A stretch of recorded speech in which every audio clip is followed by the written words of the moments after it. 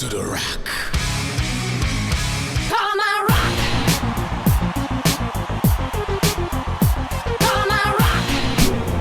Bonjour.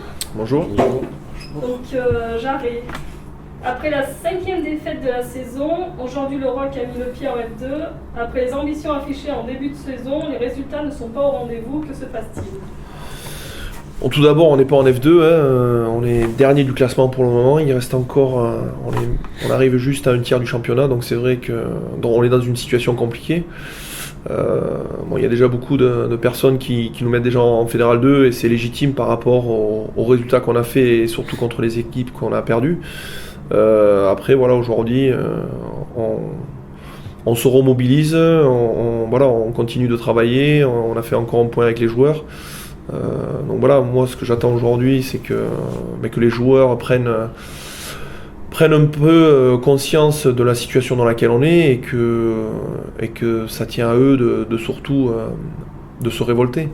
Aujourd'hui, on a une équipe qui est apathique sur le terrain et j'ai envie de dire que la dimension combat d'une équipe ne relève pas forcément de la responsabilité du staff et de la préparation physique ou des entraîneurs. Aujourd'hui, le combat, ce sont les joueurs qui doivent le mettre sur le terrain. Et nous, on est là pour les accompagner dans la cohésion et le travail ensemble.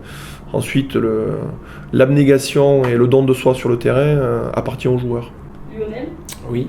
Après la rencontre contre la Seine, une fois de plus, nous constatons un manque de cohésion et d'envie dans l'équipe. Comment expliquez-vous cela ?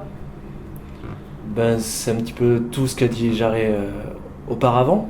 C'est donc un état d'esprit avant tout. Le rugby est un sport de combat. Donc si on n'est pas prêt à gagner ses duels sur le plan physique, donc en ayant l'engagement suffisant au niveau mental, ça va être compliqué. Donc on fait en sorte actuellement de donner justement, d'aller chercher, de piquer les joueurs, d'essayer d'aller chercher au plus profond d'eux-mêmes ce qu'ils ont en termes de combativité, en termes de revanche aussi, sur ce qu'ils nous ont pu nous montrer sur les matchs avant. J'espère qu'ils ont compris le message et j'espère que maintenant c'est qu'ils vont nous faire plaisir sur le prochain match en termes d'engagement et de présence mentale. Bruno, le calendrier s'annonce plus que compliqué pour les 3 prochaines journées. Déplacement à Aubenas, réception de Chambéry et déplacement à Romans. Quelle solution envisagez-vous pour renouer avec la victoire ? Alors d'abord, je pense que dans la situation dans laquelle on est, le calendrier, il n'est pas vraiment compliqué, non.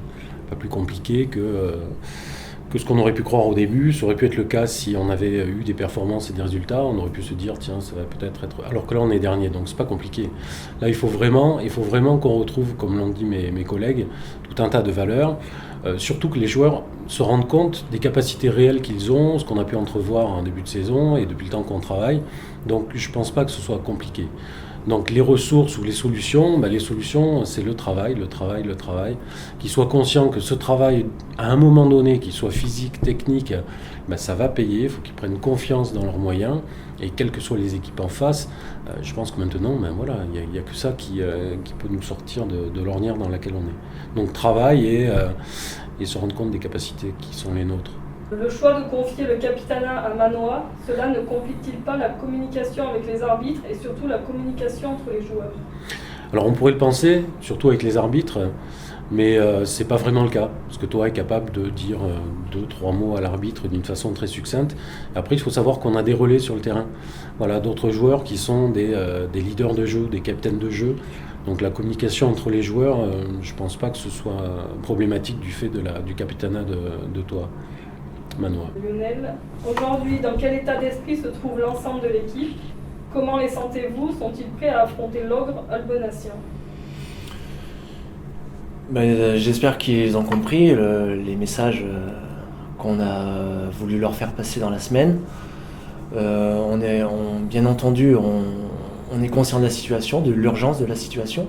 On est conscient que les supporters, que les partenaires, que le club en lui-même attend mieux de nous et des joueurs en particulier.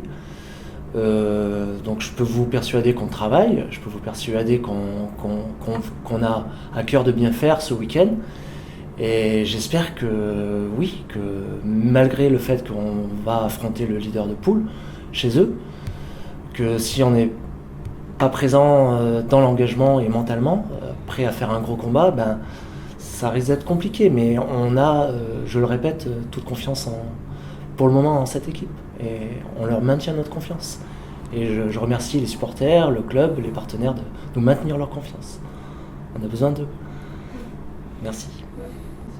Va-t-il y avoir beaucoup de changements dimanche?